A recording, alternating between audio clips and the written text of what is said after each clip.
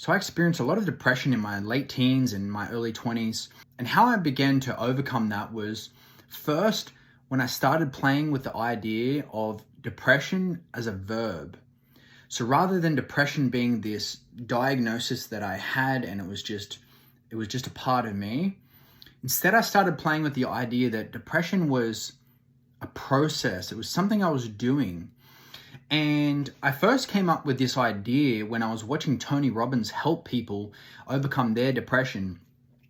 Essentially, what he would do with them is they would come in and they would say they're depressed, and he would say, "Well, how depressed are you right now on a scale of 0 to 10?"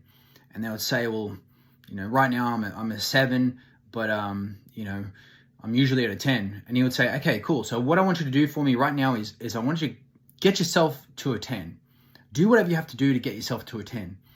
And they would go inside and they would start thinking about things and focusing on things, and they would nod their head when they're at a 10.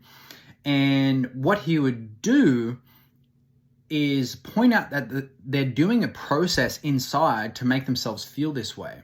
He would then inquire about what they're focusing on in order to feel that depression. What meaning are they giving it? What are they believing about themselves or others? What are they believing about their lives? And so this really proved the point to me that, wow, there must be something I'm believing or doing, believing about myself or thinking about my life that's really leading to this depression.